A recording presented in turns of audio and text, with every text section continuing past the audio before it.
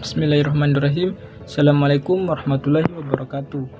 Perkenalkan, nama saya Varianto, NIM 152001028, kelas A, jurusan Ilmu Komunikasi, Universitas Muhammadiyah Buton, Fakultas Ilmu Sosial dan Politik. Dosen pengampu Muhammad Arif Afandi, SIK, MAP. Pada kesempatan ini, saya akan mempresentasikan makalah pendidikan Pancasila yang berjudul Pancasila sebagai ideologi nasional. Baik, langsung saja kita ke slide yang pertama, pembahasan latar belakang. Pancasila merupakan rangkaian kesatuan dan kebulatan yang tidak terpisahkan karena setiap sila dalam Pancasila mengandung 4 sila lainnya dan kedudukan dari masing-masing sila tersebut tidak dapat ditukar tempatnya atau dipindah-pindahkan.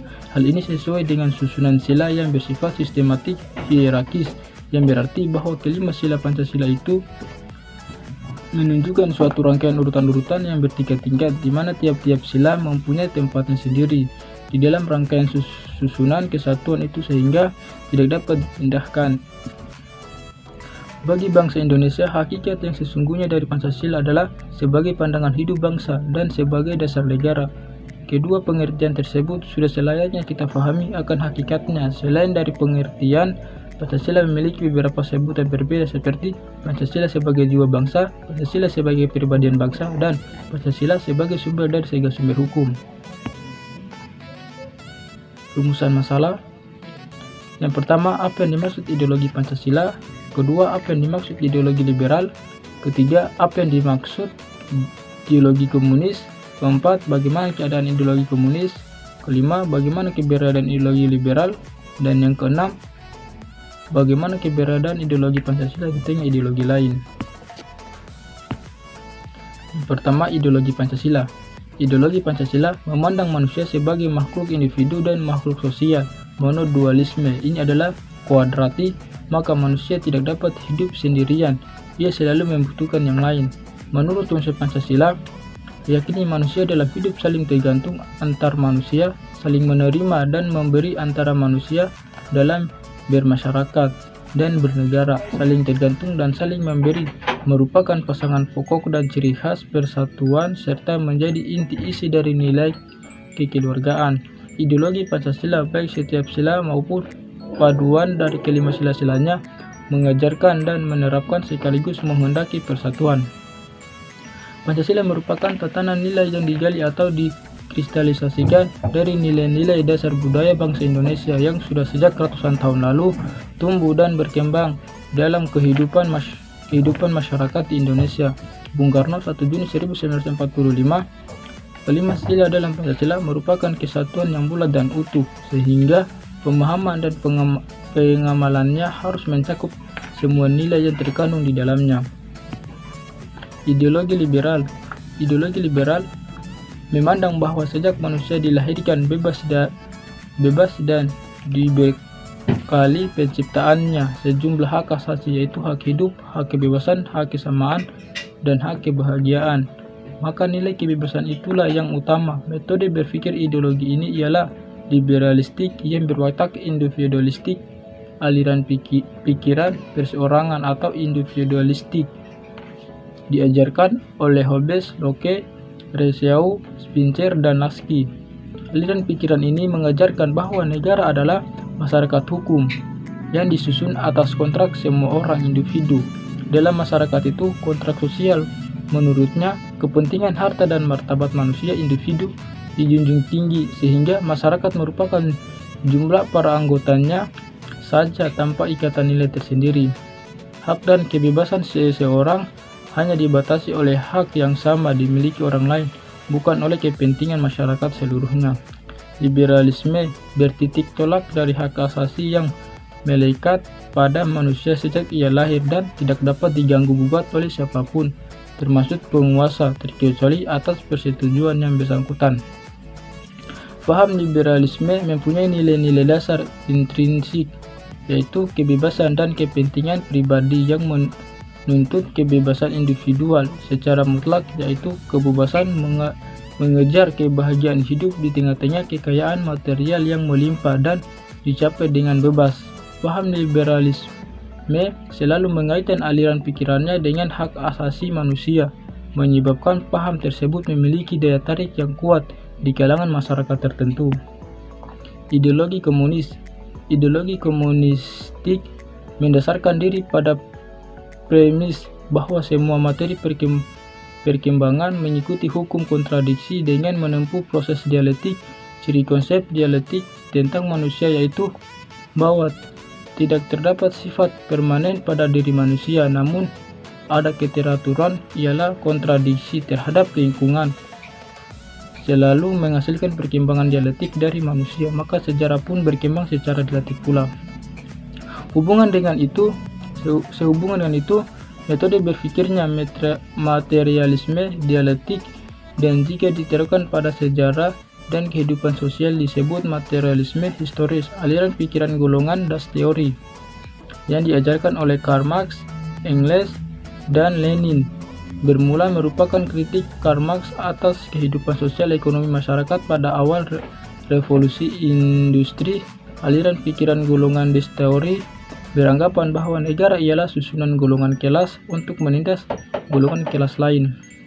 Kelas ekonomi kuat menindas ekonomi lemah, golongan borjuis menindas golongan proletar kaum buruh. Oleh karena itu, Marx mengajukan agar kaum buruh mengadakan revolusi politik untuk merebut kekuasaan negara dari kaum golongan karya kapitalis dan borjuis agar kaum buruh dapat ganti berkuasa dan mengatur negara. Aliran pikiran ini erat hubungannya dengan aliran material dialektis atau materialistik.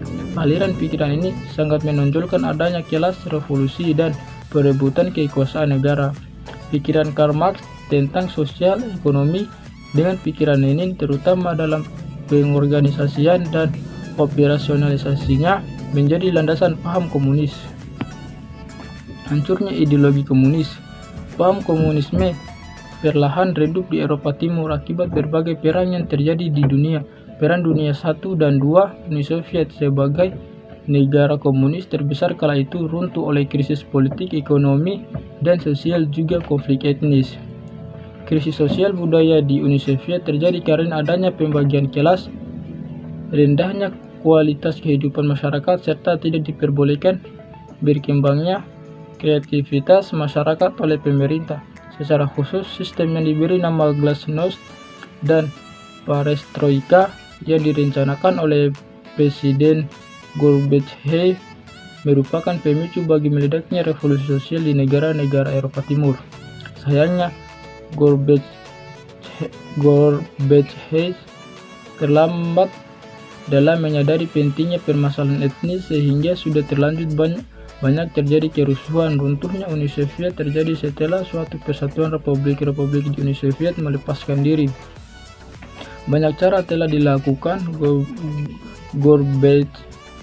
Gorbachev untuk mencegah disintegrasi, namun gagal. Pemerintah Uni Soviet berakhir ditandai dengan pengunduran diri Gorbachev tanggal 25 Desember 1991 dan pembentukan CIS oleh pemimpin Rusia Boris Yeltsin.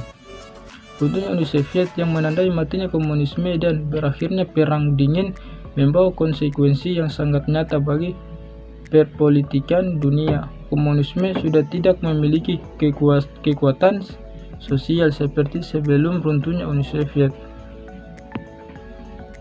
Keberadaan ideologi liberalisme yang dianut Amerika Serikat seperti yang dikatakan oleh Wilson dan Roosevelt adalah suatu penekanan terhadap kerjasama serta kolaborasi timbal balik dan usaha individu, justru bukan dengan membuat ancaman dan pemaksaan yang ditujukan pada pemecahan permasalahan politis baik di dalam maupun di luar, seperti dianut oleh Presiden Amerika Serikat saat itu George W. Bush. Suatu paham liberal di Amerika Serikat bisa dikatakan seperti institusi dan prosedur politis yang mendorong kebebasan ekonomi, perlindungan yang lemah dari agresi oleh yang kuat, dan kebebasan dari norma-norma sosial bersifat membatasi. Karena sejak Perang Dunia II, liberalisme di Amerika Serikat telah dihubungkan dengan liberalisme modern, pengganti paham ideologi liberalisme klasik di mana kepemilikan individu sangat bebas. Ini membuktikan bahwa Amerika Serikat sudah mengarahkan sistem ekonominya mendekati atau mengadopsi nilai-nilai sistem ekonomi sosialisme.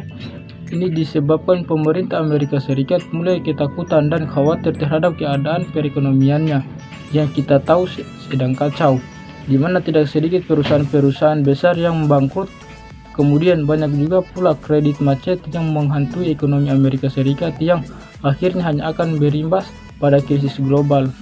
Maka berdasarkan apa yang tadi kita diskusikan di atas, Amerika Serikat untuk saat ini menganut sistem ekonomi campuran antara kapitalisme dan sosialisme, dan memang pada dasarnya tak ada sistem yang sempurna. Semua sistem sejatinya bekerja saling melengkapi satu sama lain. Keberadaan ideologi Pancasila di tengah ideologi lain. Ideologi secara praktis diartikan sebagai sistem dasar seseorang tentang nilai-nilai dan tujuan-tujuan serta sarana-sarana pokok untuk mencapainya. Jika diterapkan oleh negara, maka ideologi diartikan sebagai kesatuan, gagasan-gagasan dasar yang disusun secara sistematis dan dianggap menyeluruh tentang manusia dan kehidupannya, baik secara individu, sosial, maupun dalam kehidupan bernegara. Secara etimologi, ideologi berasal dari bahasa Yunani yaitu idea dan logia. Idea berasal dari idein yang berarti melihat. Idea juga diartikan sesuatu yang ada di dalam pikiran sebagai hasil perumusan sesuatu pemikiran atau rencana. Kata logia mengandung makna ilmu pengetahuan atau teori. Sedang kata logis berarti dari kata logos, dari kata legein yaitu berbicara. Istilah ideologi sendiri pertama kali dilontarkan oleh Antoine de Saint-Exupéry 1754 sampai 1836 ketika bergejolaknya revolusi Prancis untuk mendefinisikan sains tentang ide. Jadi dapat disimpulkan secara bahasa, ideologi adalah pengucapan atau pengutaraan terhadap sesuatu yang terumus di dalam pikiran. Ketuhanan, kemanusiaan, persatuan, kebangsaan Indonesia, permusyawaratan dan perwakilan, keadilan sosial. Penutup kesimpulan. Dari makalah yang telah dibuat tadi dapat disimpulkan bahwa Pancasila mempunyai arti sangat penting bagi kehidupan masyarakat bangsa Indonesia. Pancasila mempunyai nilai-nilai positif bagi kehidupan kita. Dari banyak ideologi, tetaplah ideologi Pancasila yang cocok dengan akulturasi budaya masyarakat Indonesia. Di samping itu, banyak langkah-langkah yang harus kita ambil untuk menjalankan atau menerapkan Pancasila dalam kehidupan kita. Mungkin itu saja presentasi yang dapat saya sampaikan. Lebih dan kurangnya mohon dimaafkan. Billahi taufiq wal hidayah. Assalamualaikum warahmatullahi wabarakatuh.